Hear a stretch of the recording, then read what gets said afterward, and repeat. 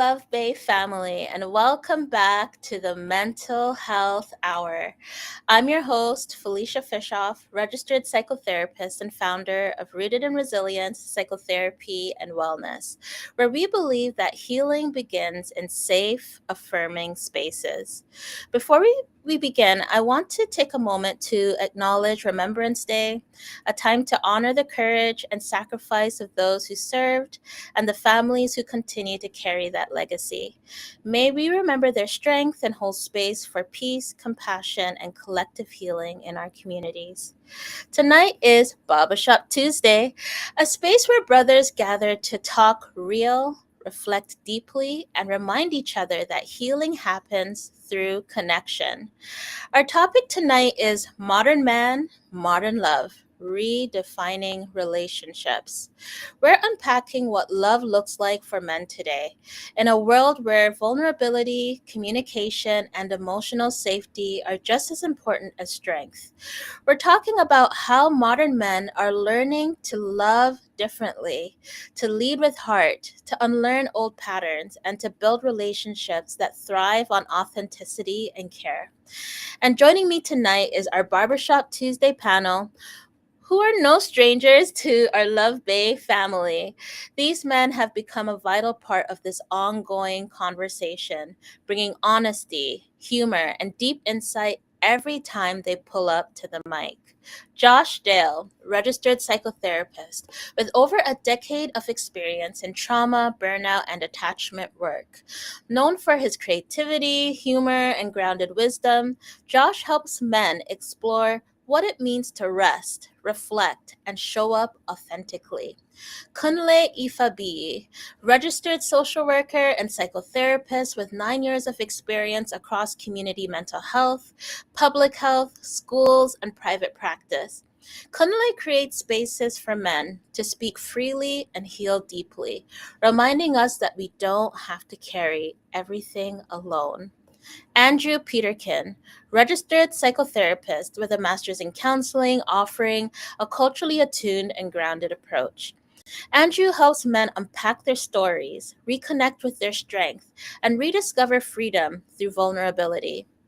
Gavin George, software engineer, creative, and community voice who brings heart and perspective to every conversation. Gavin reminds us that healing isn't just clinical, it's also relational, creative, and deeply human. So, brothers, pull up a chair, grab your tea, your drink, or whatever keeps you grounded, and let's talk. And as always, a gentle reminder that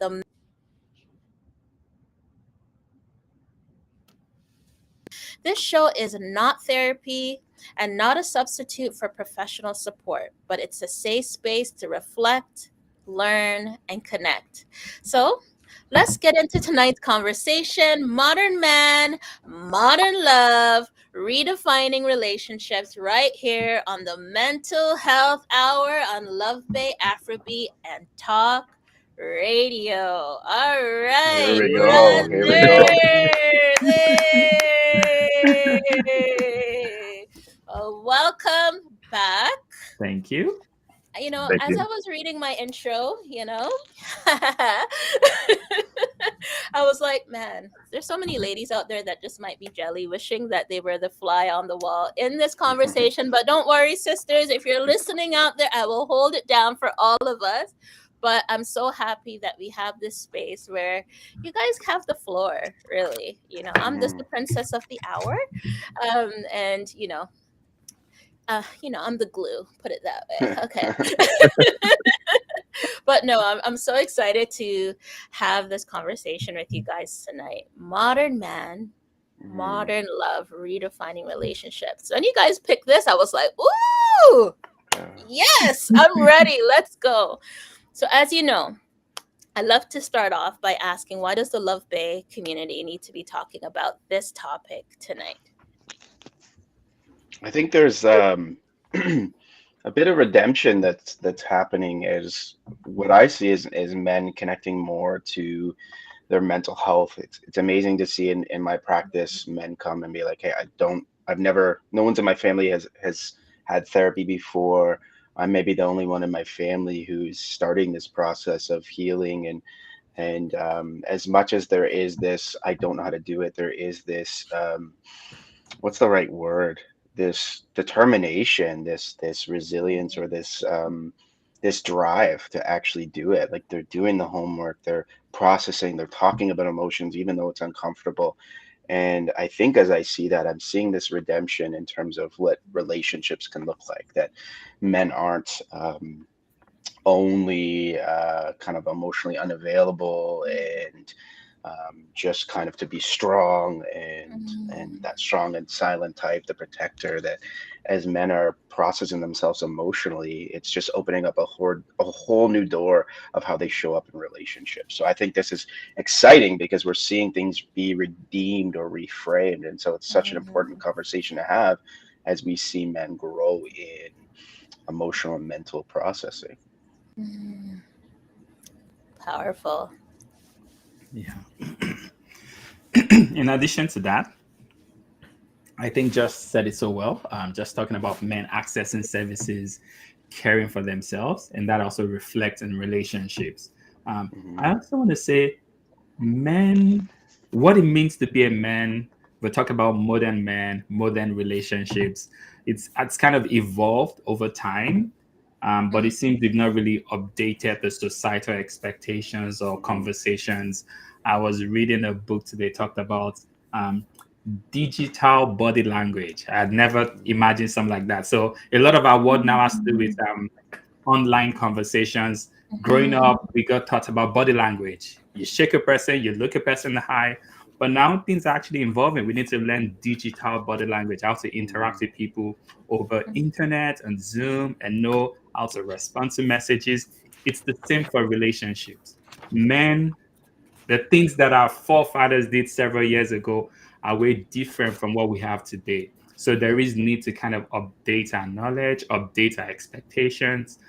There's so many things that men do, and also even women, expectations women have of men. There are certain expectations about things that our mothers expected of our fathers, but might not relate to today. And there's just this confusion, this dichotomy, like, do we take a little bit of this, a little, and there's no clear message. So there's Mm-hmm. just this ambiguity that makes relationship more difficult today. So it is important for us to talk about it, understand these different complexities, and be able to have conversations of what relationships should look like today, Hmm. what it means to be a man. It's good. Yeah, no, I agree with both what you guys are saying. But I think a lot of men that come into therapy, they have struggled with relationships and understanding what their relationships would look like. And they talk to me about like all the failed relationships that they've had. Um, a lot of times they haven't seen healthy relationships themselves. They haven't seen healthy relationships with their fathers, their uncles, sometimes their grandparents, and they're still trying to figure it out. And yeah, I think I think like having these conversations is important because then they can get an idea of like what they can change in themselves, what they can work on, um, like how they can interact with someone of the opposite sex. Like, yeah, I think it is something difficult for a lot of men to understand or comprehend, especially if you haven't experienced healthy relationships in the past. Um, Hmm.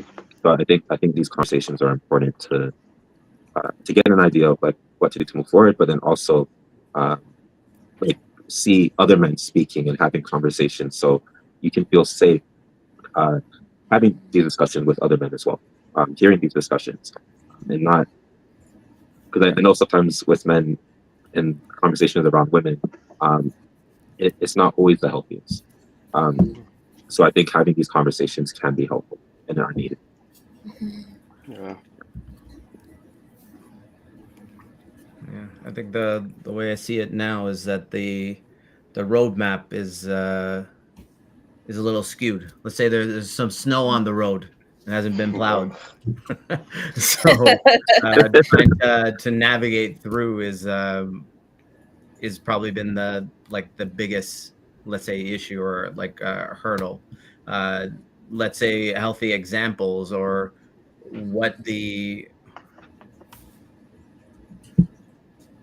yeah, like I want to say like what are some healthy examples and that are being put forward. Like we don't see a lot of them.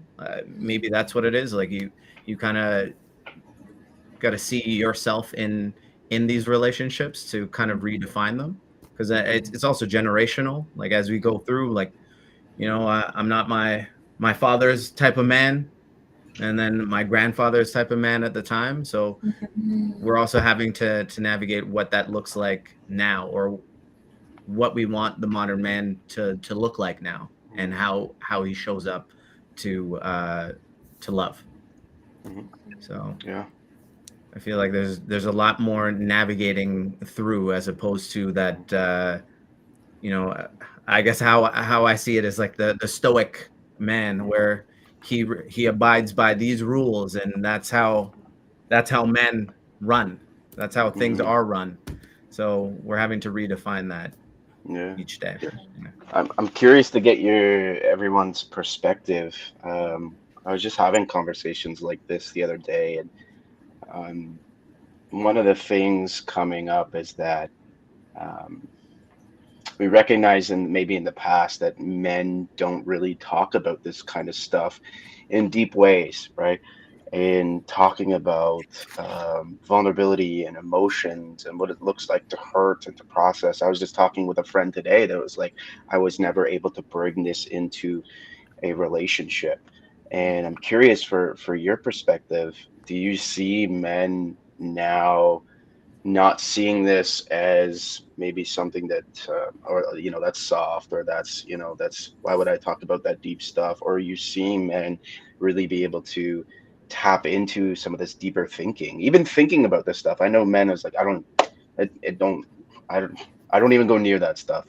But I also have men that I'm seeing that are starting to think through this thing, like actually be in reflective mode, actually meet up with brothers and talk about this stuff, do some reading on emotional vulnerability and intelligence and processing within relationships and attachment hurts and things like that. I'm kind of seeing men move from like, oh, I don't need that, or that's soft, to like, hey, this could actually be super beneficial. What is everyone else seeing in terms of any shifts that are happening? Yeah, talking about shift, I am seeing shift too. I'm seeing there's a different demand put on men today. There's a different need based on what was put on our fathers. I see men who are more willing to connect with their kids, spend time with their kids, raise their kids, shower their kids, nurture babies. Several years down, it was almost honestly like, oh, men don't touch babies. You wait until the baby's about 6 months before you start touching or carrying. You're gonna crush. But no, I have a friend who immediately his baby was born, he was the one shot baiting the baby right from birth. He had someone come the first day, the next day he took over, and because the wife had to be on bed rest. And so I'm seeing men care, be more domestic. I'm seeing men be more vulnerable, have Hmm. conversations.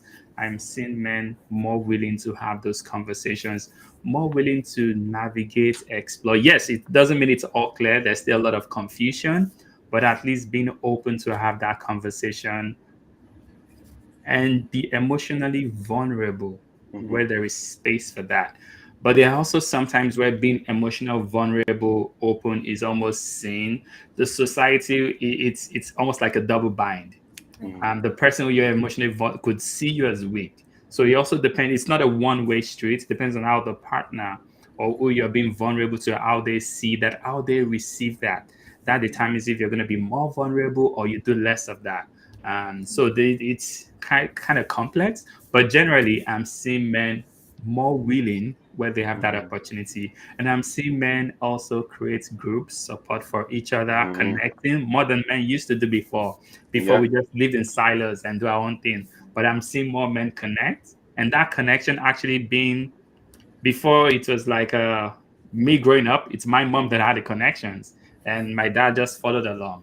But I'm seeing men in our generation who they are the main source of connections in the community, and then they bring the wives along and create community for the wives. Hmm. Yeah, so it's amazing to see men just be more socially available in that way. Hmm. So there is a shift happening. Yeah. Yeah. Yeah. Yeah, I've seen that shift too. I've seen a lot of men like having these conversations more. I have conversations like these with my friends and male family members as well. Um, I've heard of like iron sharpens iron. I know like a lot of men kind of come together and have those discussions as well. I see it in churches and different spaces. Um, and I also see like sometimes for some men where they don't have those spaces, or they feel like they don't have those spaces that they can go to, or they don't know about them. So they still have the same train of thought, the same type of thing. Um, but yeah, again, this is why these conversations are important. So hopefully they can see it and they can just be like, you know what, like I can change how my relationships go as I learn more for myself. Mm-hmm. Yeah. Mhm. I'm like, I think what drawing from my own personal experience, I think I've been around. My family is mostly women, so that was my first exposure to like the communication between women and how to communicate, how to show up, how to uh, that was my first inkling of how to engage with women.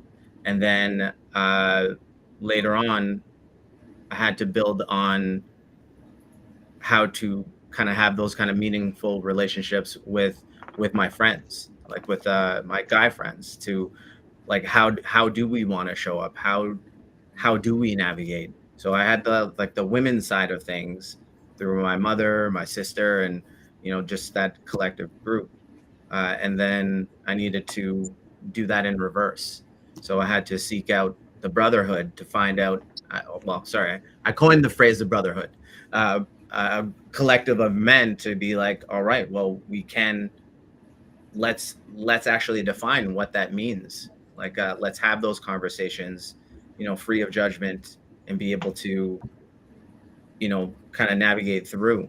And I think adversity, I also have a group of let's say women, which I call the council. So I have both sides. You have the like what's going on in the man brain, what's going on in women's brain, and then trying to translate what was actually said and how it was received. So I feel like I'm navigating what that balance is. So if I say Mm-hmm. like, well, I said this, it's like, how did you hear it? And then I would have a woman's perspective saying, this is what I heard. And I'm like, that is not what I said, but sure. Okay. Now I have to reinterpret or shift how things so that it's received properly, or my intended message gets Yeah. Yeah. through how I want it to. So What I I'm think hearing that's is, what crafting. yeah, what I'm hearing is tonight is that, there is a shift that's happening. There is an openness to, yeah, addressing what relationships and love and connecting with others looks like, right? And we do have a comment in the chat from Miss Crazylicious is back. She's always up in the chat. Hey, Miss Crazylicious, what's up? Uh, And she's like, educate the masses. How would you define the modern man? And what stereotypes or tropes are you hoping that this conversation will tackle or break down to further this conversation in reality? Who wants to take this one? I think it's the modern man. I think I don't know what's coming to my mind is the word kind of redefining. And the reason I say that is I think Kunle actually brought a good point out um, is that they're navigating so many different things than their parents, than their fathers. Mm, Not that their fathers didn't navigate their own different things from their fathers and stuff, but we're in mhm. such a unique age, like the digital age and everything that's coming on with that. Yes. There is um, things that are happening within society. There are more groups than we've had in the past. And I see if I picture the modern man as some of my clients that I have, they're navigating all these different spaces and having this unique opportunity to redefine maybe what their role is, to be someone who's navigating so many different things. So you have familial, social, relational, digital, financial. Like there's so many things that they're navigating, and I think this idea of a modern man is someone who um, as I see my clients doing it, they're starting to bring in that emotional vulnerability. They're starting to bring in that mental, hey, let's think through this, not just power through. I think the modern man that I'm seeing now is not just the one to power through. And then I think that fits in with the tropes that we're breaking through this idea of a modern man is we're breaking that trope of someone just to power through, someone who just takes their thoughts and their emotions and pushes it down and just powers through. Now we have people who are actually thinking through this, emoting. They're allowing their emotions to come through. They're actually thinking, okay, what is going on here? And I have to process these things. Another one is, this is so great that as they're doing that, kind of going on what Gavin said, is they're bringing in support. So it's now, okay, I got my brotherhood, I got the council, I got these people here. And so this modern man, I think, is one who is yeah, redefining, who's learning to navigate more with emotional vulnerability, with support, one who is not just powering through and pushing down. And I think it's a beautiful thing to see. And again, maybe we still have a ways to go until this is widely accepted. There's still maybe some mess that we have to go through, but I'm seeing the surge of men that are like, hey, I'm not just gonna power through and push down anymore. I'm actually gonna express my emotions. I'm going to use my emotions as a way to learn and to process. I'm going to allow my thoughts to come out. I'm going to redefine some things that are happening. I'm going to ask for support and take support. And I think it's a really cool thing that we're seeing within the modern man. Um, Yeah, yeah, that openness, that vulnerability, that reaching out for support, that not pushing down. Yeah, it's beautiful to see. yeah, it is. It is. Yeah, I think for a lot of men, they're full of like not looking good enough. Uh, Mm, they struggle with a lot of insecurities, and I think being able to like be more open, have those conversations, like you said, uh, bringing in support, not thinking like I know everything, I'm good enough, I don't need anybody's help. Like that's I've seen that change in like a lot of men, mm, and they're opening up to listening to other people outside of their own voice. Um, mm, and I think that's like a beautiful thing because yeah, like when we're listening to ourselves and we're struggling with our own fears, we're struggling with our own anxiety, um, like all these different emotions, and we're struggling with our own traumas. Like we're not going to be able to, we won't always be able to be rational. Because I've always heard men are always rational, they're not emotional. A lot of men are emotional. mm, Like a lot of men are emotional and they struggle with their emotions. So I think it's a beautiful thing when they can express their emotions, they can feel those emotions, but they can also listen to other people and take advice. mm, And I've been seeing that change as well, which is awesome. yeah. Yeah. Talking about the modern man, in addition to all what's been shared, I see the modern man as the man of today, the man of this day. We are the modern man. Mm, The way we do things, the challenges we're faced with, it's different from the challenges several generations faced. Even this conversation, having this conversation, the media, we have the modern media. So this is the modern media. We have modern relationship. We have the modern um, country, modern Canada. The way Canada does things today is different from the way Canada is done in the past. It doesn't mean the way of the past is bad. No, we take that, we inform, we use that, and it also helps us to adapt to what exactly we need today. So the modern man just talks about the man of today who is present in today, who is functioning in today, who is adapting to the challenges and situations and the needs of today, not just taking the stoic perception from the past or exactly the format that worked some generations past and trying to fix that into it's not going to work. So being able to be flexible and adaptable to take on the challenges, the situations, the environment, the needs of today. That's the modern man. What relationship today need is way different from what relationship needed 10, 20, 30 years ago. And so being able to adapt and be able to be present in today, not just wanting to copy and paste exactly what was done several generations ago. So simply, the modern man means the man of today who is present, attentive, doing the work, responsible, being involved in the home. Several years ago, men were barely in the home. just come on, put your feet up and watch TV and do nothing. But no, you have things to do. You mow the lawn, you help with kids, you do the modern man of is just being present and being attentive to the needs of today, even in raising your kids. Doing their research has shown that there's so many men provide the rough, almost like the roughness that kids need. The mom can provide the tender, not that men can be tender to, but there's just something you bring, even in raising kids, that helps the kids be more smart and more healthy. So the man, the modern man, is a man who is involved in all of that and makes it a point to contribute and just do their part in today's world. Not the past and not necessarily the future, but being present today. I agree 100% with that. It's just the transition is that we're the modern man now is let's say open to suggestions, open to, I want to say it's more of an open forum. Before it was more of, nope, you fit into this one, you fit into that. So the fact that there's open dialogue as redefining what that looks like, as you said, like uh, if it comes to raising children, being more present, like how do you want to show up? Um, helping out your wife.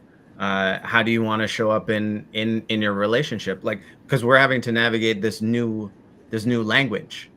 Like, are we in a relationship? Are we in a situationship? Like, there's so many other terms that come up now. We're having to try to figure out, like, are we on the same page? Like, what do all these things mean? And I think the fact that I would say the modern man now is seeking other sources to kind of go through and redefine what that means for, like, I would say for myself, I'm like, I'll seek other sources, not just my father or grandfather as the model. I'll look at some of my friends and pick, and I want to say this kind of like a grocery store, just picking out certain things and like, oh, I like that. I was like, oh, you did that? I was like, okay, I should write that down and just add it to cart. So I think that's what the modern man has in relationships has kind of shifted now, is very much that shopping cart culture. You pick and choose what kind of best allows you to navigate our space now. Yeah. Yeah. Can I bring up a challenge for us to think through? Is that okay, Felicia? I don't want to Of jump on you. course. Okay, All okay. right, I all said you right. So, guys have the floor. I right. meant it. Go Yeah. on, go on. So I didn't know this was here's a hot seat. Okay, right. go ahead. Yeah. No, not for you. For all of us. For all of No, us. I For all of know. us. Yeah. I Yeah. feel the need for all of us Yeah. here. All right, go Yeah. ahead. So, um, I'm noticing that back in the day there was this idea of like traditional roles, right? It was very, this is who the man is, this is who the woman is. And I remember like in dating culture too, like before I found the love of my life, Patty, if you're You got listening, it. You got it. being on dating apps and going in, it was very much, there was lots of people like, I want a traditional man, and this is what this looks like. And as we're talking about redefining the modern man, we're talking about this sense of openness and adapting and presence and being involved. And what I see that doing is it starts to blend the man and the woman's roles within a relationship, almost overlapping, almost intertwined. It really is this becoming one, this sense of team. And so does this pose a challenge with people that are like really still stuck on that sense of traditional kind of thing? Are we hurting ourselves of growing as a modern man when we think of like traditional black and white? This is what the man does, this is what the woman does, this is what a relationship is, this is how it works. I think there's still many people that are like that. This is the idea, and it's hard to fall away from that. Just as men and women are different, and so it's like, yeah, put them in different categories and put them together, and that's a relationship. But what we're talking about now as we're redefining the modern man is almost like, well, there's actually a blending now, right? Like men are involved, men are more emotional, men are maybe open to the things that it was just only, it's like, oh, this was only a woman's thing. Men are now kind of involved in that, and I see this blending. It's no longer maybe black and white. It's this I don't even know what you'd call it. A This, partnership. yeah, this Yeah. partnership, this intertwining. But Mm, even with partnership, it could be like, well, there's the man, there's the woman, put them together, there's your partner. But it's this like mm, it's this full on blending of here's my personality, here's what I'm good at, here's your personality, here's what you're good at, here's what we can grow in and learn. And it's no longer kind of the traditional role. But I see that being hard for people. Tell me what maybe challenges we could run into, or maybe even people listening to this is like, yeah, but men are different, women are different, and so this needs to happen here, this needs to happen here. When we try to get into that black and whiteness, tell me the mm. challenges that are coming up for modern men in relationships now, that maybe traditional roles are slowly being redefined. Yeah, I so I remember dating someone, and they found out like I can cook. Like I love cooking, I love baking and stuff like that, right? Um, Hey, okay, now we're gonna hold you to it. All right. Yo, cheesecake's my specialty. But Mm, yeah, no, so I was dating someone, and I remember we had that conversation about like moving forward, possibly getting married, all those things. Um, and so when I was speaking with her, and I said like, yeah, I love cooking, I don't mind taking on that role. She was like, no, you're not supposed to do that. That's not your role. And she actually got upset with me. Um, and she said like, I don't think I could marry someone that would cook in the household. Um, and I was like, that's crazy, because I love doing it. Like I love cooking. Like side story, when I was young, my mom, like she taught me how to cook from like when I was 7. Mhm. Like she put me in the kitchen. Like I'd help out with like a lot of stuff, help with baking, everything. And I just found it fun. And one thing that she did tell me was like, you're in Canada, women here might not be able to cook, so I need to teach you now. And like, survival. I don't agree with that. I know women do know how to cook, but that's something that she said to me. But like just where I'm from, like a lot of the men that I know of in Barbados, they knew how to cook from young. So it was a normal thing. But it did become a issue with this specific person. So a relationship that could have probably blossomed and been healthy ended, because of something that I like to do, which is cooking. And it wasn't a. Mhm. She didn't think that that was a role that I should have. Um, Yeah. so that can be a problem. Um, I did see. So one of my friends, I remember she was telling me like her parents, they her so their roles were a little bit different, because I know a lot of times people expect like the man to pay for everything, and sometimes the woman will stay home. Like that was like more of a traditional role. But she told me that the mother and father both worked. Both her mother and father both worked. And the dad, he did still pay for everything, but the mom would use all her money for investments. And so they're able to buy like at least 14 or 20 properties. I can't remember exactly what it was. But in their partnership, in their working together, they were able to build for themselves and build wealth for themselves. And I find like a lot of them that come in, they're stressed out by finances because things are expensive. They're stressed out by feeling like they have to do like that financial piece all on their own. They can't afford it. Um, and so they're going into debt, they're angry, and then their partner's like upset because there's not enough money coming in. But I loved my friend's mom, her parents' example, because they were able to build wealth, so they didn't have to worry about that. Um, so they didn't follow those traditional roles, and they're able to build for themselves. And It's good. I thought that was amazing. It's good. Wow. Yeah.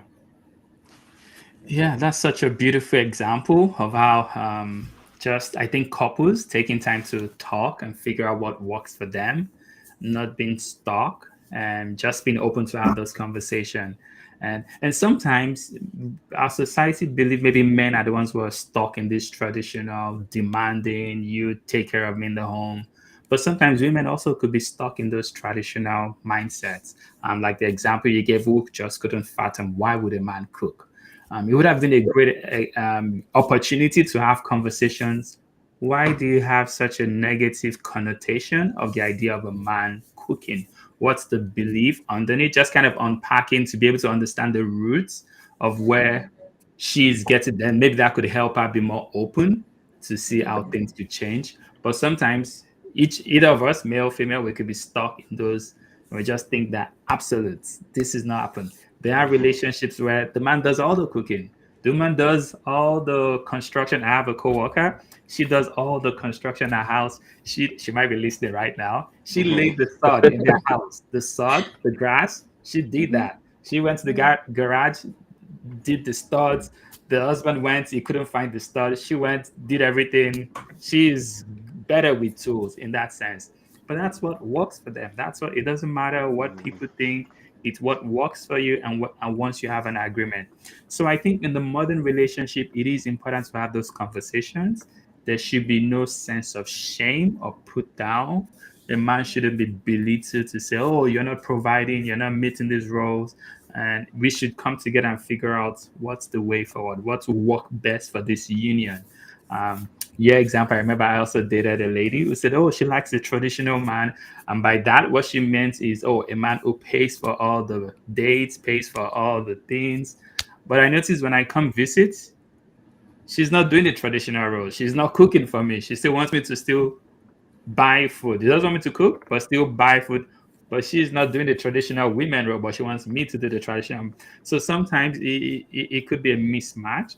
I think it's just good for people to have those conversations and both be open. It's not just a one street. Be it figure out what works for them, understand some of these connotations that we have, these ideas we have, the meaning behind them, and be able to bring them into the modern world. And how would we apply them? Not That's just good. apply them exactly the way your grandfather did or your grandmother did. Bring them into today's world and see how can I love this. How do we apply it in today's relationship and Yeah. open that conversation rather than just wanting exactly the way your grandparents did or your Yeah. parents. It's good. Yeah, I'm starting to see it as a like hostile negotiations when they're coming to choose these roles. But I definitely feel like, because we've been talking about food, a wise man told me, "Don't let a woman hold your belly hostage." So I shout out to my dad. All right, He's a wise man.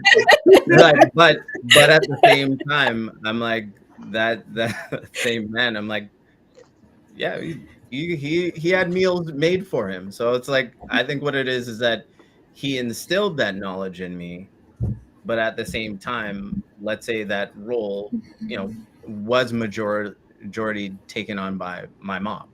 So, wise words. Uh, and I felt like when it comes to these, what a modern relationship looks like, the man, it is negotiating kind of where your comfort zone is. So like, if you're somebody that feels comfortable in the kitchen, like as the male role, I'm like, I don't mind taking that on, but maybe we can do this together. Or just finding out where each other's strengths or weaknesses are. Like it's literally a back and forth. Like when Josh mentioned about the dating apps, it's it's it's kind of been like right now, like the profiles. I know it's okay. Yeah, I was like, no one needs to know. We'll just forget Yeah. that after. But they're the profiles. They're literally like your resume. Like you lay it out. You're like, all right, so these are my terms. If you like them, you hit me back. If not, that's okay too. And that's kind of how I feel like now. That's kind of how it's laid out.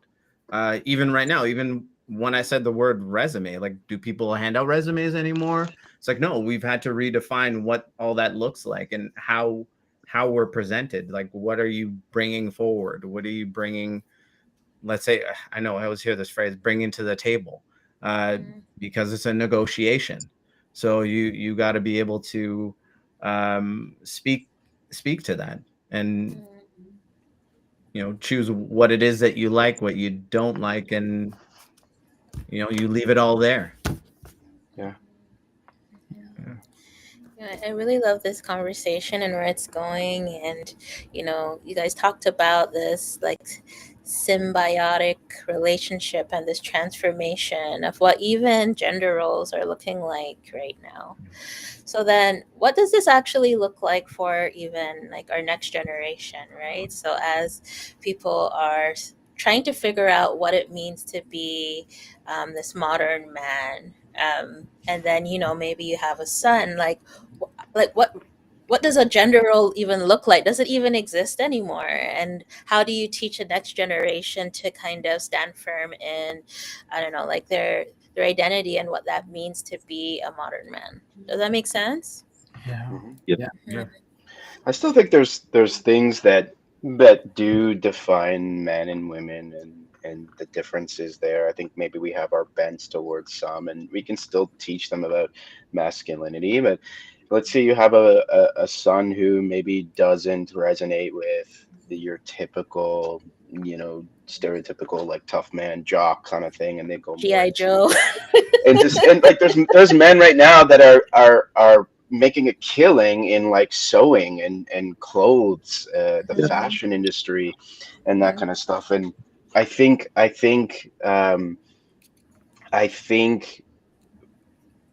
think we need to be maybe more flexible in a sense on not trying to box everyone in, right? And it's like, okay, you can only be this, right? And then what do we see? We see, how many clients I've had that they no longer play sports that they once really enjoyed because their dad tried to push them into this sport and how they wanted to Mm, be and this, and you're going to be tough and all this kind of stuff. Uh, I think being open of still teaching people about, like if I'm a father and teach my son certain things about what it means to be a man, that maybe we are redefining even right now, of someone that is present, someone that is caring, someone that can be both a bit like, we can challenge our kids, our sons, but we can also be nurturing and that kind of stuff. And I can teach my son to be a bit more flexible in their personality and who they are, right? That doesn't make them any less than a man. I bet if I showed this to some of the people in some of my distant circles, they'd be like, "Oh, well, that's how you end up with sons who are weak and all this kind of stuff." And I think I think it's a wrong view. I think where I see destruction happen is when we try to be like, no, this is who you are because this is how what a man looks like, and it's very black and white. Whereas here we're talking about an openness, a flexibility, an adaptation, right? I don't think those words, if we have an intelligible conversation about it, I don't think those words makes you any less of a man. I don't think we have to fear, oh, is this idea of a man gonna kind of disappear if we talk about having some flexibility? I think where the toxicity has happened is when we've said this is only a man, right? That's where we get into those tropes and those stereotypes of mhm, you just push through, of you're this. Well, no, actually, how are we growing as a man? Right? I can be emotionally vulnerable and still be a man. My man mhm, card doesn't go away. So can I teach my mhm, son that? Absolutely. mhm, Absolutely I can, without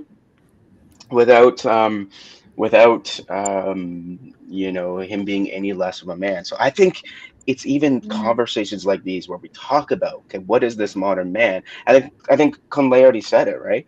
These are the what we open for the next generation as we model mhm, what it means to be a modern man here. We can actually bring that to our kids. And what I do think it is, I think it is a flexibility. I think we are getting out of this very black and white thing. Maybe what we're doing is we're breaking down old stereotypes and we're saying, hey, a man is a lot more than that, right? Or you're not less of a man if you're involved in these things. And that's what we could teach our children.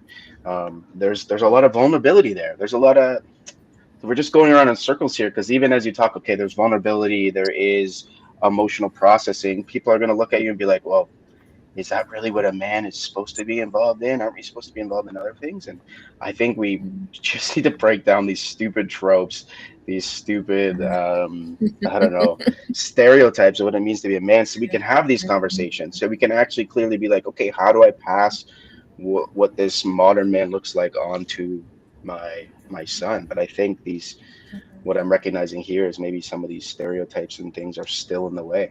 Because if you talk about vulnerability and softness and all this kind of stuff, and you say this is how I'm going to teach my son, you're going to have people be like, really? Like, that's what you're going to teach your son?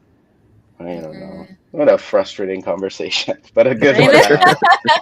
Yeah, yeah. Yeah. No, I honestly, like, even when I spend time with my nephew and niece, they're like 4 and 2.5 or something like that. And yeah, like I've already told my brother I'm gonna put them. I'm gonna make sure that they play basketball. Like, learn how to cook. If they want to sew, like do whatever they want. Like, I want them to figure out what they enjoy doing and then do that. And even when I have my own children, I want to do the same. Like, I wouldn't want to push. I don't want them to feel like, oh, you can't become who you want to be, and that you can't like what you want to like, because there's these societal um, gender roles that you have to follow. Because they'll never figure out who they are. And I want them to get older thinking, oh, I could have done this and I could have done that, but I never got the chance because society stopped me, or my uncle stopped me, or my father stopped me. Like, I don't want them to ever feel like that, because if someone said that to me, I would have been upset. Right? And so, like, yeah, like I write novels. I love writing. And I know, like, some people have said to me in the past, like, that can go nowhere. Like, I need to have like a specific type of job. Obviously go into trades. I became a psychotherapist. I'm a writer. I'm doing everything that, like, everyone thought that I shouldn't be doing. And I love what I'm doing. I love these experiences. I love writing. I love helping people. And that was on my heart from, like, when I was 5, and I remember that. And so I was writing poetry when I was 5. Yeah. Right. Same. So yeah. And so, like, and my mom was awesome because she used to sit down and, like, she would, like, start like a story and then have me and my brother try and finish it. And, like, that improved, like, my writing. I had teachers who like, I remember, I don't know if she's still alive, so she is, shout out Miss Campbell. But when I was when I was like in grade 2, I was always reading, like, these animal books and stuff. And one day she said, I don't want you reading books like this anymore. You need to start reading books for an older age. Because I would expect to play football. Like, that was the goal for a lot of my family members. Like, I was expected to be a football player. And I was really good at football, but that wasn't my dream. Wait, are you So talking about American football or soccer? American football. All right, Yeah, okay. I sucked at soccer. That was so hard. I only played basketball and American football. That was it. But no, I remember I was talking to her, and she was like, "You need to give me that book, and I want you to go grab a different book, and come back and grab a book for older kids." And so I grabbed another book, still had animals on it, but it was for people who were like at a grade 8 reading level. And so I brought that back to her, and even that experience, I developed this, like, strong love for reading books, for reading fantasy novels and stuff, and I still do. And so, like, those experiences, like my mom, Miss Campbell, a few others, like, them pushing me in this direction and helping me to understand that there are certain things that I liked, even if society said I shouldn't be going that direction. They told me, no, this is okay. And so, like, I don't even know where I would be if it wasn't for them. I probably would have been a football player and made some good money, but then not actually enjoy what I'm doing. Yeah. And that would have been horrible. Yeah, flexibility, very essential. I think as human beings, one of the most important things is being able to adapt to environments, adapt to situations. So flexibility is essential, even when it comes to gender roles. We need to be flexible, open. We can use gender roles to our benefit. I remember for me growing up, I don't think I ever saw my dad in the kitchen. He was busy working. My mom did most of that. So I learned what my dad did, saw what he did, but also I learned what my mom did. So I got exposed to both, and I do both. I cook. My mom taught me how to cook. I think from. What did you cook tonight? I told you I was gonna come up. Yeah, tonight I didn't want to eat late, so I took out time, quickly made some spinach soup. With what? Goat meat. Yay! And I made a nice eba to go with it. So it was really delicious. Add that just before coming to session. So I don't have to eat late. Yeah. So So my mom taught, I think from grade maybe about grade 6, grade 7, my mom started teaching me how to cook. You can experiment in the kitchen, and I learned how to cook. I learned even this. I remember when I was learning how to make this soup back in Nigeria. Thought before I went to university, make sure I knew how to cook almost everything. So you can take care of yourself. My mom taught me how to sew. I had a sewing kit since I was in grade 12. And I Wow. remember when I was doing my internship in therapy, my supervisor, one day in the lunchroom, a lunch bag broke. The strap fell. And she was like, oh, now she has to throw it. I was like, don't throw it away. Tomorrow I'll bring my sewing kit. And the next day I brought my sewing kit. I did it. And everybody was amazed. They were like, this is normal. This is no big deal. This is what we do. But to them, it was amazing that I could sew and put this lunch bag together, and it looked like nothing happened to it before. So I see these gender roles, these tools as life skills, almost like swimming. You wouldn't hold back swimming from your child because you don't. Why hold back cooking? Why hold back sewing? Why hold back? Give it to them. Let them learn all these skills. Let them pick and choose what they like, but let them have that skill that they can use for life. Situations come, they want to cook, they can cook. They want to play soccer, they can play soccer. They want to fix the construction, work in house, they can do that. Whatever you can teach them, give it to them, let them use it. Those are tools they can use in the Mhm. future. So I think that's the way we can use gender roles to benefit our kids by exposing them to all these things, not necessarily being forced so that this is what a man does. You never do this. No, expose them to to everything. Let them do it. I learned how to braid hair. I'll do my sister's hair. I'll take out their braids. So it's fun being able to do all those things. And yeah, so we need to be able to expose ourselves to those things and not just be too rigid, but flexible and adaptable. Yeah, Mhm. 100%. Yeah. I think I'll use the terms of the day is that, bring it all to the table. So you lay it all out, and I think that's kind of how we kind of sort through it all, and you kind of decide on what I want to say, what the type of man or how you come to the relationship, but there's nothing that's excluded, and I think that's probably the narrative of the past, is that this is the only way, Mhm. or trying to craft you into something that's already passe. So the modern man now is just having to figure out how to. I feel like figuring out how to show up uh, and progress, because there's been a lot of regression in, or even bashing of men in relationships. So we're having to try to figure out how to rebuild, Mhm. and I think that should be like the grouping is how do we Yeah. rebuild this. I guess just rebuild that, because we don't know where it's going, but we're not trying to help in any kind of way. The support Yeah. systems and all that, we're looking for an outlet. We're looking for a way to persevere. Yeah. Yeah. Could I play devil's advocate again for us?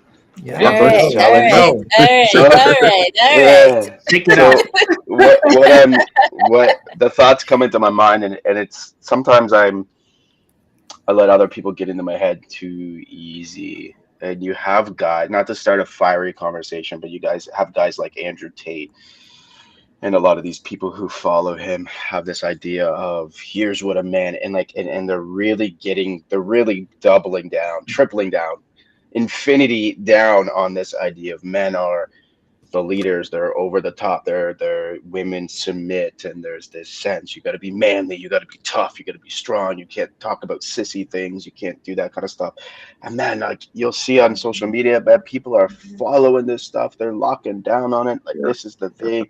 And what they say is the reason that people are locking down on that is because when there's these words like flexibility and adaptability, when we talk about the stereotypical man, is that they say, well, then men will cease to be men. There's a line, and you reach a certain line when you're open to sewing and all this kind of stuff, and now you're in the fashion industry as a man, and you're doing whatever, and your whole job is with dresses, and so people will be like, well, men will cease to be men once we have this flexibility. I think there's a fear there for these people that are like, if there's any flexibility, adaptability, we don't lock down what a man is, and we don't really get in this animalistic way, then men will cease to be men. And so what do we do with these kind of conversations that are still out there that sometimes our clients or our friends kind of wrestle with, of like, well, can we really be flexible? Can we really adapt? Can we really be open to whatever, right? Can we really be free to be who we are?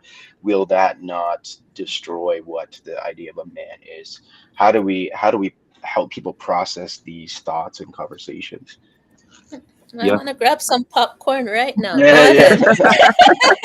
Grab for five. Um, no, I love what you said. I do see that a lot, and I do see, um, not really in my circle anymore, but I have heard a lot of stories, and a lot of men who watch people on social media and like hearing all these things. And I think what I understand, and just from some of the studies I've read, it's easier to control people when they're under a lot of fear. Um, Mm, when people are in fear, they're looking for answers. They're looking for someone to tell them what to do. And I think for a lot of these men, they're they've been hurt in their relationships. They don't know how to do relationships. They're anxious all the time, and they're looking for any answer that they can find online. And a lot of times, like Andrew Tate and these other people, those are the first voices that they hear. So first things that pop up. Um, and so yeah, they take advice from these men. Um, they take these advice from these men who sometimes don't even believe in what they're saying, but they're aware that if they continue that conversation and continue that narrative, people will follow it and they'll continue to get money from it. mhm, What they're doing is manipulating you, men that I'm speaking to you. They're manipulating you so that they can continue to make money off of you. It's not that they care about you or they want to help you. They're trying to make as much money off of you by mm, telling lies and being dishonest on social media. And that's really what it is. mm. And that's why these conversations are important. Yeah, yeah, that's good. Yeah, these conversations are really important. Yeah. Yeah, these situations that we find ourselves in, conversations going on online, it does affect a lot of people. And I see, even I work with boys, I see boys who come into therapy session who are soft, gentle, adaptable, and get exposed to messages like this, and they come into the therapy session really down, feeling like they can't be themselves, like they have to fake it, they have to act tough. And yeah, I try to talk to them in those moments to try to see how valuable the skills they have, their temperament, the kind of person, how valuable that is, to see value in that and not see themselves as less. Being strong, being controlling doesn't have to be the only way to express yourself, and just helping them be able to recognize the value in their temperaments. And talking about a lot of people who promote these kind of conversations, yes, it's true. Some don't even believe in that themselves, but they do it just to, they have certain fear, and with that fear, they try to keep every other person in bondage. An example comes to mind.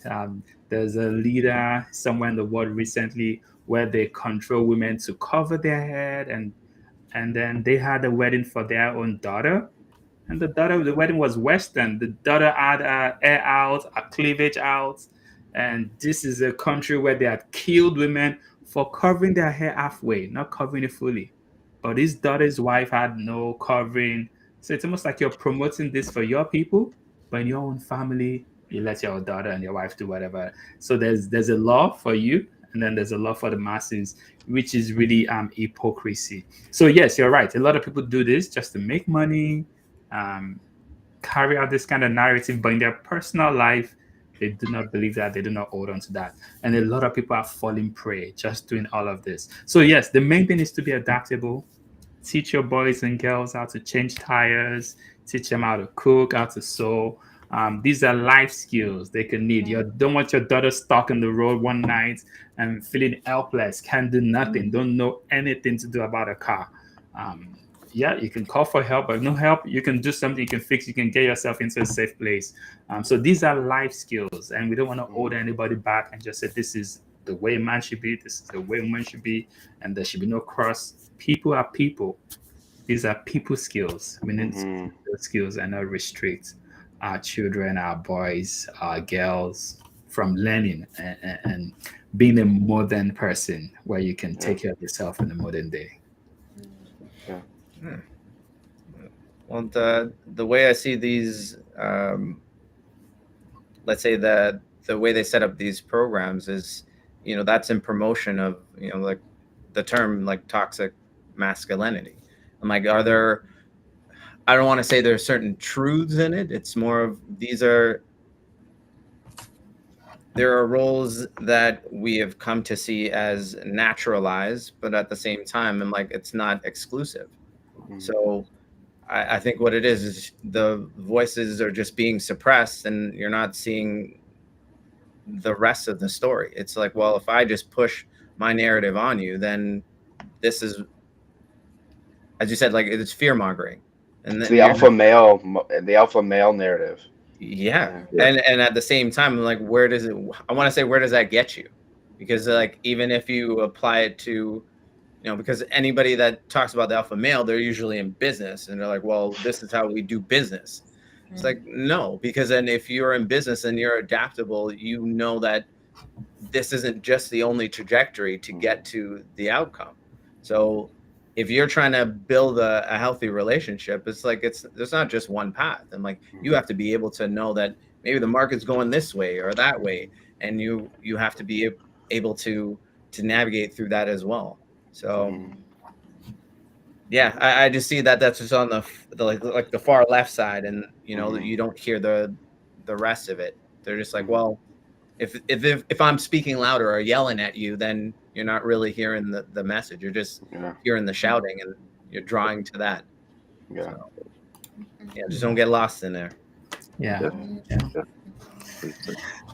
Yes, and thank you, Cosmic Galaxies OG, who says, this is a great conversation. Raising 7 children, I want them all to be free to be who they are without the stereotypes. Absolutely. Thank you so much. As we talk about, the fact that we don't want to fall into these stereotypes of toxic masculinity. Now, what does this look like in the modern day relationships? Because I know that even the landscape of media has changed, right? And so what maybe we thought relationships should look like has actually changed quite a bit, right? So now that we know that there's almost like this symbiosis. I don't know. I watch too much Marvel with my kids. I was like, Mhm. symbiosis. Yeah. There's a symbiosis in relationships. Where does the modern man fit into this now? And what does a healthy relationship look like? A healthy relationship has to do with just communication, having communication, both partners being able to talk about what they want. It's difficult for the man just, this is exactly how the man is going to present. This is what the man is going to do. I'm going to cook. I'm going to do this. It's good to have the conversation with the partner to see what does the partner really want. To be able to ask the question, I know today a lot of women say they want a man who is emotionally available. There are some things that come with that. Do you want a man who is emotionally available, who's going to open up and share his emotions? And can you take those emotions when they come up? Can you, when someone shares with you, there's a response, there's a way you need to receive those emotions. Are you capable of receiving those emotions and not looking at it differently? Or do you want a stoic man, a man who keeps it in? Maybe that makes you secure. That's what you're comfortable with. Um, are you comfortable with a man who cries? If a man comes to you, shares emotions, cry, are you comfortable, or does that turn you off? Or do you want a man who holds it in, who never cries, and you Mm-hmm. feel, yeah? So it's still about figuring what works for one relationship might not work for another relationship. But the modern man has conversations. We can talk about these things. We can figure out these things, and we can both be accountable to each other, knowing, oh, this time you said you really want me to be emotional. I was emotional, but you pulled away and you left me hanging. That's shit. I can't trust you. That I'm not soft. Next time I don't want to do that because I pour all my guts and it's hanging on the floor. Nobody to catch me when I'm that way. Or maybe it's a two-way street is what I want to say. So Mm-hmm. communications, conversations, and then digging deep. And do women say they want a man who is what does it? Do you know what that means? A man who is emotionally available is also be a man who is set healthy boundaries, who will not tolerate some things that maybe other stoic men would tolerate.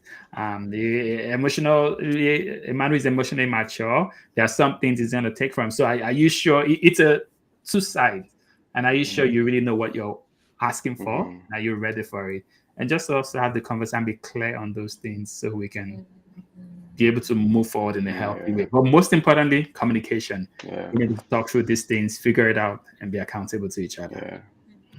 Yeah, I think a big part of our conversations that we've all shared on is we've seen it very black and white, kind of non-flexible kind of rules. So I wish I had a whiteboard. I use a whiteboard with my clients all the time. I love it. But I picture like two circles, and they're not kind of close. And it's like, okay, this is who you are as a man, this is who you are as a woman, and this is what a relationship looks like. And so you have your traditional roles and you fit into that. And then the conversation we talked about is flexibility and presence and openness and being adaptable. And I kind of see it more maybe as a Venn diagram now, or those two circles kind of really overlapping of you have men that are um, the nurturers, and they're involved in their kids' lives, and they're very loving and affirming. And you have the women who, as Kunle said with his coworker, who are, whether putting up drywall or laying sod or whatever they're doing. And there's this overlap. And I see people. This is actually an interesting thing. This might open another conversation. They're wanting something like this, but they don't know how to maybe go about finding that or approaching that, right? They're like, yeah, I want something that's more flexible, that we aren't just like, here's what you do and here's you're stuck in that, and here's what you do, you're stuck in that. It's actually this teamwork, and that comes with that communication. Hey, lots of overlap. We both like creativity. We're both a bit nurturing. Maybe you're a bit more, so you can process this, and I can actually do some of this. And it's not a set thing. It's not like this is over here and this is over here. It's actually, again, that symbiotic relationship. And I love that picture of kind of those two circles kind of overlapping, where again, it's not just so much this is over here, this is over here, and now do this, right? You're the disciplinary, you're this over, you're the nurturer, you're the good cop, you're the bad cop, and just do this. There's an overlapping as men start to adapt, as we redefine the modern man, as we bring more of maybe your traditional female stereotypes, as we open more up to that, to be nurturing and soft and vulnerable and all that kind of stuff. We then overlap within the relationships, and as we teach our daughters to, if they haven't already been taught to change tires and all that kind of stuff, there's going to be overlapping within relationships, where it's not just, oh, this is a man's role, this is a woman's role. It's like, hey, we share this, and we share this as a team, we share this as a partnership, and let's figure out what works for us. And again, there comes that communication. So yeah, I see it as an overlap in terms of relationships.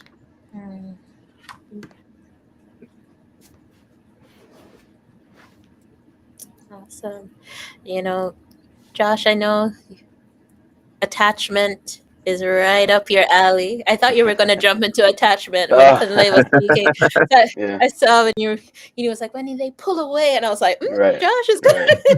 So, what in terms of like a healthy relationship, where does the modern man and healthy attachment come in? And anyone can take it, but what does that look like? Maybe even describe what secure attachment even looks like. I mean, and this is where the brothers have to come in, because I'm a lady, so I know from my perspective. But from your perspective, what does secure attachment look like, and how does that lead to a healthy relationship in this modern age? Does that make sense? Yeah. Yeah. Does anyone want to jump on it? If I jump on it, I'm gonna be calm. I love this topic. So if someone wants to jump on it first. Okay, I'll jump on it. Hey! I think this is where the modern man, as he starts to become more vulnerable and open, he connects more with his inner child, with his vulnerability. What that opens up is this sense of like safety seeking, right? And safety is not, maybe not something that men have used in relationship, right? They're usually the ones making things physically safe. But what about emotional safety, right? Mm. What about safety in other ways other than physical? And I think as men are starting to, I just had a conversation with a man today who was like, I've always pushed that kind of stuff down, and I've been able to, and this was a friend, I've been able to open up more. I've been able to connect with my inner child. I've been able to actually cry for the first time, and to be vulnerable. And I think within that, we're able to recognize our needs. This is something he said, wow, I matter too. My emotions and my needs matter as well, and what I need in relationship. And maybe I need softness or affirmation, or I need some of these things. I think what happens is you start to navigate this idea of in attachment, safe haven, secure base. You navigate certain things that really bring on secure attachment, like having someone who cares about your dreams and your needs, right? And as a man, as we start to learn how to express this, hey, I like, here's some of the things I need, and they actually matter. You have a partner that's able to come alongside you and be like, wow, this, I'm able to support you in this. There's a image that I'm picturing in my mind of it shows the circle of security they use in attachment, and there's things like delighting in each other, supporting each other, comfort, right? If you need to be little spoon sometimes as a man, you can be. That's not less than a man, bro. Sometimes you just need comfort. That's Yeah. that oxytocin coming through. Oxytocin is great for metabolizing adrenaline and cortisol. Like, we need that kind of stuff, right? So as we get more into our vulnerability and emotions as men, we are able to also advocate for ourselves of what we need, but we're also able to see the inner child and the vulnerabilities of our partner, right? And so we're able to know, as we identify this in ourselves, wow, like, I've been suppressing some of my needs, or this really hurts when my need isn't met here, right? Oh wow, I bet you that's how my partner felt. Um, when I kind of iced them out or ignored them. Wow. So you start to get a sense of um, the the attachment wounds. You start to get a sense of what's not a safe haven and secure base. And so then we just get to start to have these conversations in our relationship so that it becomes safe, so that we have this secure base for exploration. We can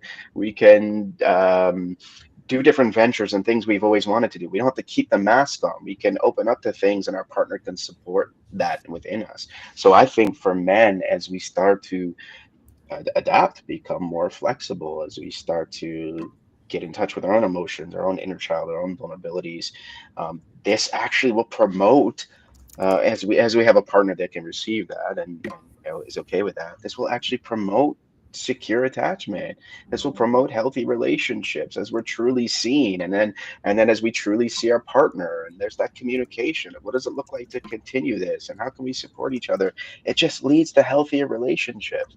It leads to good neurochemicals and hormones that actually can heal our bodies. And there's so much benefit to this. And I think that's how secure attachment fits in with our modern man relationships, is connecting to our vulnerability that helps us advocate for ourselves, but also connect with the vulnerability in others that leads to secure relationships. Thank you so much, Josh, for that. Yeah.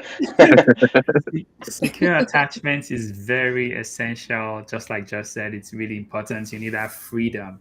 And I also see this as much as you can cater to that inner child and heal those attachment wounds, and feel secure in your relationship. I see also ties to a sense of self worth, our self Mhm. esteem, our confidence in ourselves.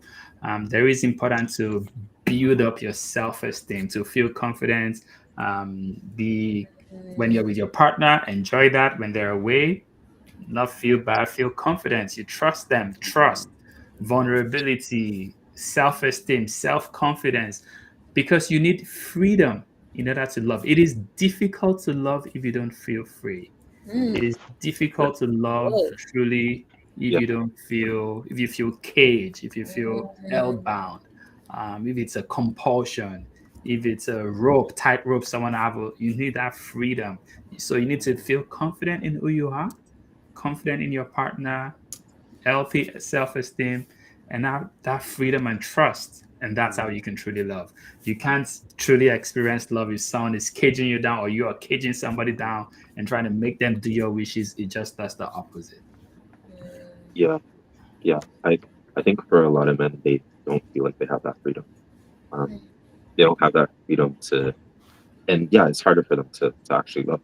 I as you were speaking, I remember this video I saw on Instagram. Like this guy and his girlfriend, like they're on the beach. It was just a reenactment, but this guy and this girl are on the beach.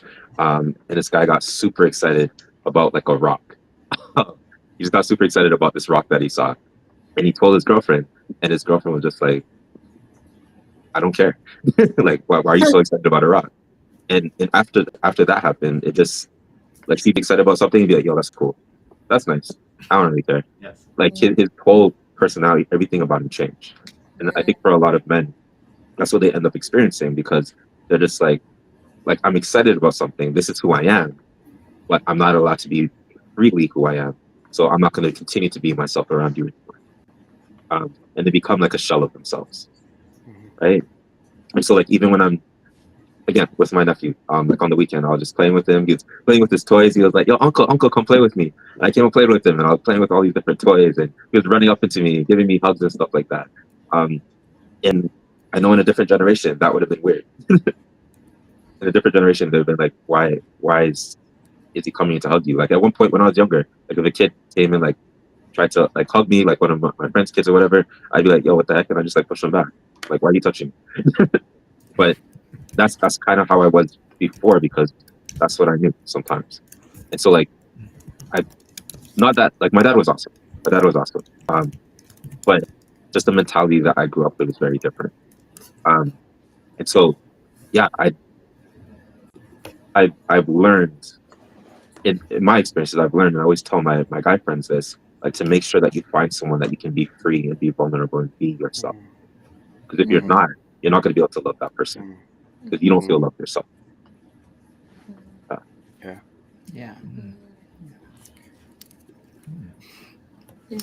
That reminds me of a friend, one of my friend, he and his wife. Sometimes they're at the gym, they're going out, they do something, and the wife just maybe sees another lady who is kind of like his spec. Of course, she's his spec. She knows what she looks like. She's gonna tap, look, that's your spec going. Take a look. He said no, he says a trick question, it wouldn't look. But it's just the fact that they can play. She can like, oh, that's a kind of girl you would like. Take a look. Yeah. So yeah, you need that freedom to be able to play. Yeah. There's no freedom that you can't play, you can't be yourself. Yeah. You can't feel like you do something, you're going to be in trouble or constantly nagging. Yeah. It makes it difficult to be free. It makes it difficult for the love to thrive. So you need to cut your partner some slack on both ends and not just be at each other's throats. Yeah. I think the biggest thing that I realize. I think the biggest thing I realize in attachment and in relationships, and this is something that that I've noticed through even just my own clients, my own self study. I think when relationships are void of safety, when you really can't feel safe in a relationship. If I can't feel safe, then I can't have freedom. If I can't feel safe, then I can't have confidence. I can't be vulnerable. I can't be myself. I have a mask. And I think at the core of it, and I could be wrong because they tell us not to kind of have one certain lens that we look through, but I see with a lot of my clients, man, when that safety is disrupted, everything else kind of the defense mechanisms come up, and protective factors and shutdown and numbing and resentments and all this kind of stuff, and masks and perfectionism and people pleasing, all this kind of stuff. I think safety is this big piece. If I can't be safe with my partner, I can't be free. If I can't be safe with my partner, I can't be vulnerable. If I don't feel safe with my partner, I can't share certain things about myself. I might have to stay masked. I might have to stay with my walls up to this person that I want to spend the rest of my life with. I got to have my walls up, which is crappy. That sucks, right? That's that one person maybe you want to feel completely vulnerable and safe with. And so safety is such a big piece. And Talk on the I think, different types of safety, because I feel like when we yeah, think yeah, about yeah, yeah. when we think Mhm. about We think physical of physical safety, safety. but Yeah, there's different types of safety. yeah. I Yeah. think a big one that I see is emotional safety. I Yeah. think that's a Sure. huge one, right? Yeah. Like if I can truly share my vulnerabilities, if I could truly share, I use the not everyone has to. I use the idea of inner child, but if I could share those deep inner feelings that I've felt, maybe that I haven't shared anyone, if I can process them, if I can be my true self with you, right? What I've always had to maybe keep down in different spaces within my family, within my friend groups, I don't get ridiculed, or, in life, so I could get ahead, right? Survival of the fittest. I can't be vulnerable, so I have to push that down. But if I can be emotionally vulnerable and safe with you, oh my gosh, there's such a freedom there to feel affirmed in that I'm not doing anything wrong by being myself or being vulnerable, and that might give me the courage to actually step out and do that in these other spaces, right? Because maybe there's part of our relationship that is that secure base, so I can explore, so I can do other things. But I think there's other ones, like, there's some people talk about, Psychological actually, safety. yeah, psychological, they talk about spiritual, right? I think some people have actually talked about intellectual, where you can actually have Mm, deeper intellectual conversations, and you don't have to feel, mm, um, yeah, you don't have to feel like that's not open in relationships. But I really do think that emotional one is super important, to really allow each partner to feel like themselves within the relationship. If that's yeah. not there, if you can't be yourself in the relationship, man, I tell you, some of my couples work, it leads to years of walls and resentments and bitterness. And working with couples, I don't know if the rest of you do work with couples, but that hurt can be built up so much. It can be so hard to break through that. And again, it's because that hurt over time and you haven't felt safe. And so guards go up, and then more guards go up, and then there's reoffending, and then more walls go up. And it's like, it's And then so bullets hard to are break through flying. that. Right, right. Then you do And bulletproof walls. Right? Trying to right, catch those it's bullets. You're like, oh. right. It is so hard, right? And that a lot of that comes because I wasn't able to be safe, or I tried to step out of vulnerability and you were not safe. You shut that down, right? I said, "Hey, man, I'm trying to pursue this dream, and I feel like a little child. I feel like I don't have it together." It's like, well, why do you're a grown man? Like, why don't you have it together? Like, yeah, isn't this something that you should have figured out by now? And you kind of feel that shame, and then boom, walls go up. I'm not safe. I'm not going to be myself. I'm actually going to have resentments now. I'm not going to want to show myself. And then you're going to feel like, oh, why is he closed off? Is like, now our intimacy is affected. And now, we have silent in between us. And now we're just kind of coexisting. And oh man, if there isn't that safety, especially I feel that emotional safety, it can lead to so much. Yeah. Yeah. That's And so. see, I'm reading Cosmic Galaxies. Sorry, go ahead. Actually, Gavin. Yeah. no, no, I was just saying like the emotional aptitude and being able to guide through that. Because I do see the evolution of the modern man in relationships as, kind of being the guide through some of that. Because then if you feel, let's say, safe or emotionally safe with somebody, then that opens up a whole lot of things, like that idea of peace in that person or through that person, because you're able to express yourself and be like uninhibited to, even screw up. And like, I made a Yeah. mistake, but am I being ridiculed for that? And then if that other person is giving you space to make that mistake, and whether it's being encouraging or just holding it, then that allows the modern man to either rebuild or show up in other ways. So that's Yeah. kind of how It's that's great. how I see the evolution of the modern man in Yeah. relationships. It's So great. So the modern man needs safety, very essential. yeah. And also safety involves confidentiality. When they share Mhm. something, Yeah. keeping that confidential not taking that outside, not using that against that. Yeah, I was gonna say that. Yeah. arming it, Yeah, like Yeah. they're weaponizing it. yeah, Yeah, the weaponizing Ah. it. Yeah, yeah. Mhm. yeah, So those destroy things fast. Mhm. yeah, We talked about what the how the mother man needs to show up, but also I think Mhm. now we're talking about what the mother man needs Yeah. above Mhm. everything else. yeah. Yeah. Yeah, because as you said, like the landscape is changing, so it's more of the needs change, right? So in order to evolve from, you know, where we are currently, like those things we need to look at what those things are. Like we've talked a lot about how bringing emotion into it is, and how to control them, like how to Mhm. control it, or navigate through those emotions. What is let's say what is healthy, like the way that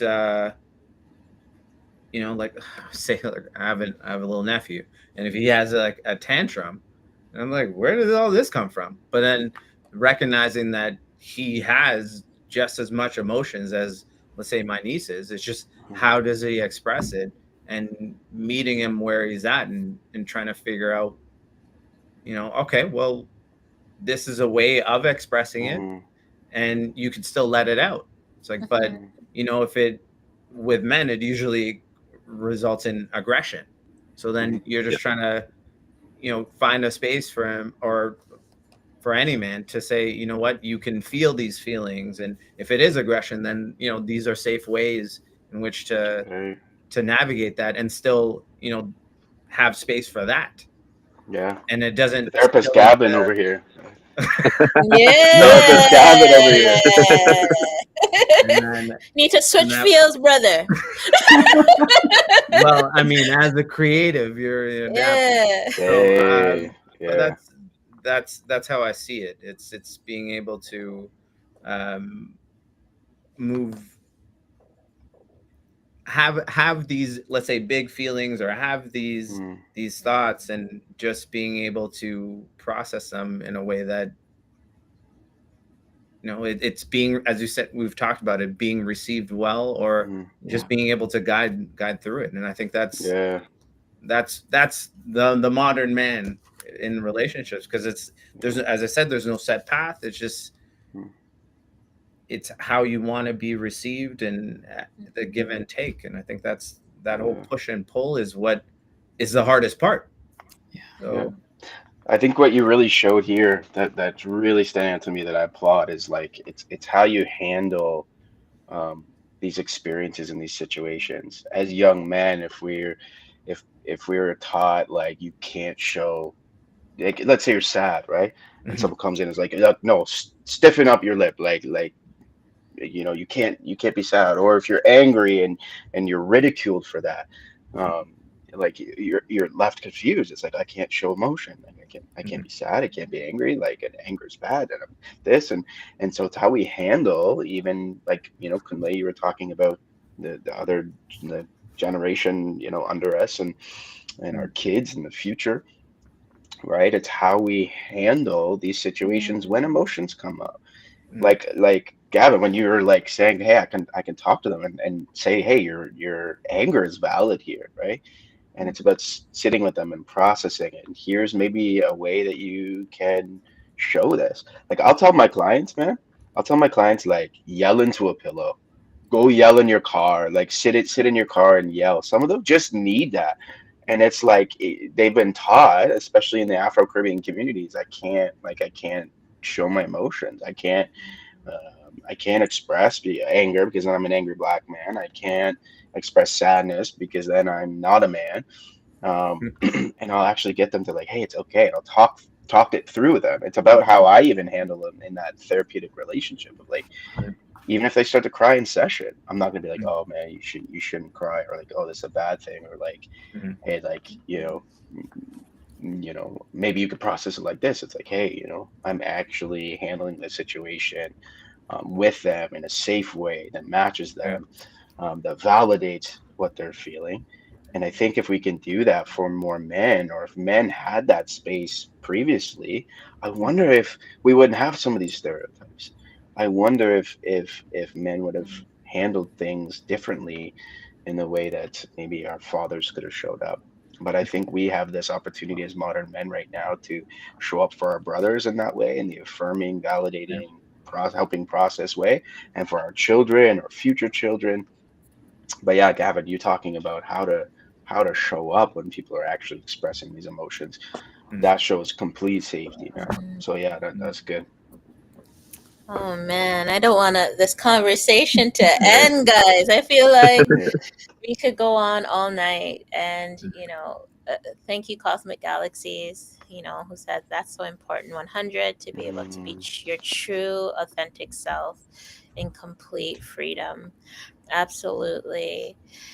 Brothers, as we wind down for tonight, as much as I don't want to, but we will, because we got so much grace tonight. Thank you, Love Bay family. If you could leave one thing tonight with our Love Bay listeners, 30 seconds, popcorn style, what would you leave with our family?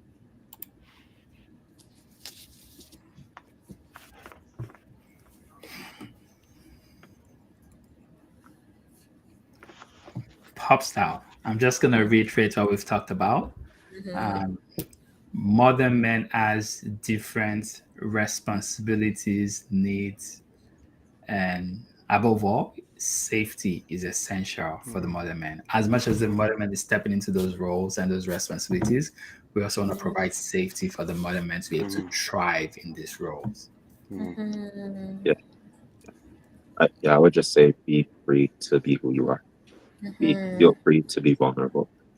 Don't yeah. allow social media, all these other voices that are out there to tell you what to do. Um, Hmm. yeah, like be free to be who you are. Yeah. Yeah. I'd say be encouraged to connect with your own vulnerability. I think that's super important. And then find people and surround yourself with people who will emulate that or receive that, affirm that. And don't be afraid to seek relationships. Don't think you have to settle for someone who's not going to allow you to be vulnerable in yourself in relationships. And like even partner intimate relationships. Find someone who allows you to be vulnerable. I think on this theme of food that's been coming up, Hey.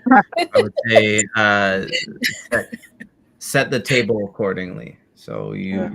you prepare for what it is that you can what you have space for, and allow room for others to feed into you, and yeah, Yeah. That's good. and feedback, and pass the plate.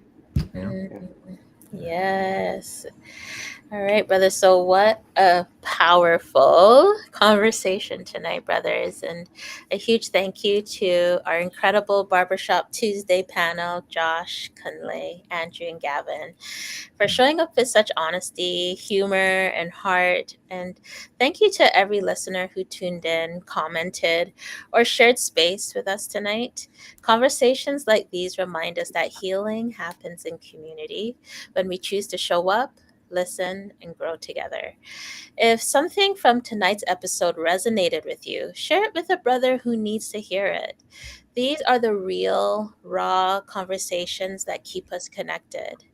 And next week on the Mental Health Hour, we're back with the Insight Hour featuring Nicole O. Salmon, speaker, purpose alignment coach, and author, for a timely conversation on the mental cost of disorganization. We'll explore how clutter, physical, emotional, and mental, can quietly drain your focus, productivity, and peace of mind, and what it looks like to reclaim calm and clarity in your life.